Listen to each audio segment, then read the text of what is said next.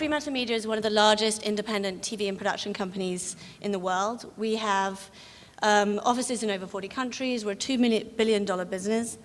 And we have a lot of really recognizable brands. Price is Right, American Idol, Family Feud, America's Got Talent, and a lot of dramas in Europe as well. Intellectual property is at the heart of our business. Our enterprises business unit takes our own intellectual property and brands from other people as well that we represent, and we exploit those across every media platform imaginable.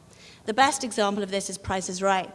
I'm sure many of you know that there's a social game of Price is Right. There's a console game. We have slot machines in Vegas. We have live events for Price is Right. And if you translate the brand properly, it works really well. And I think that's the key to gaming as well. If you get an appropriate brand and you translate it in a way that's meaningful to the audience who understand that brand, then I think you can have a very good result. Gaming is one of our growth areas. I calculated yesterday we have about 70 games in the market, or games that are about to launch. We are across pretty much every platform, though we do focus on the casual sector.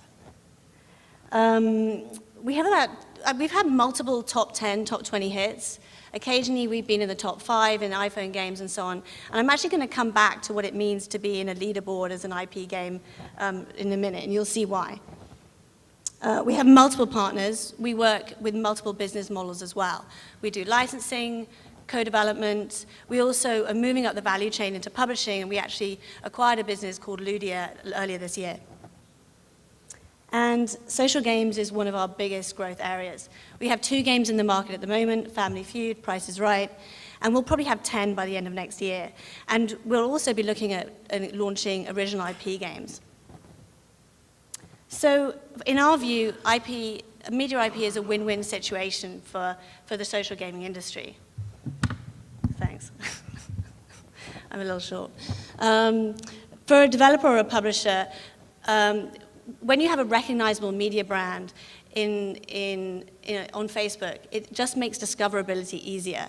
Now, I think to discover a game is certainly still easier on Facebook than it is, say, on the App Store.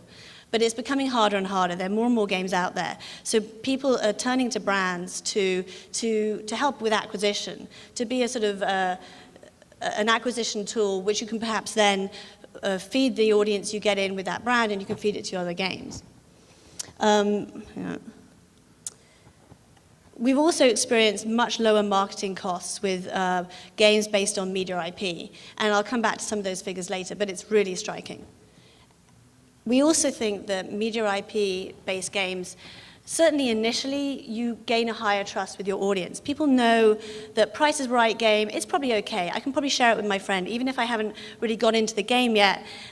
I think it can encourage virality, and we have what I think are quite good viral factors for our games as a result.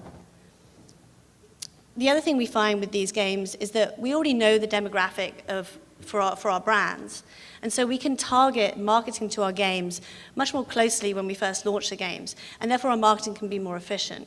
And later on, when I talk about Price is Right, you'll see how well we've been able to target right from the start. And for a media owner, the amount of time that someone spends with a brand when they're playing a social game is huge compared to just, say, watching it on television. When I'm playing the Price is Right game, I'm interacting with that game, I'm experiencing the finer elements of that brand all the time. When I'm watching it on TV, I'm just sitting back, I might be really enjoying it, but there's much more engagement with a social game. And with other types of video games as well, of course. We've also seen a real benefit in social games about the extension of the life of the brand. So in between television series or in between film sequels, a social game can help people interact with the brand and remember the brand. And we think it's going to encourage them to go back and watch the next season of the TV show or the next film sequel. And we've had really interesting results with Family Feud, actually. So we've seen the ratings on our Family Feud TV show increase by 40%. And we think it's mostly down to the social game. And in fact, in the target audience, which is older women, we've seen an increase of 60%. And when that translates into advertising dollars on the TV show, that's huge. And I think finally, social games do have the opportunity to broaden the demographic for certain brands. This is sort of more of a theory on our front, but we have seen some younger users coming into our game show-based social games, whereas on television, our game shows actually serve a really quite old audience, sort of 55 to 60. And the revenue from these games is really significant. I can't tell you exactly how much we're earning from these games, but I would say that it's more than what we earn from an entire small emerging market.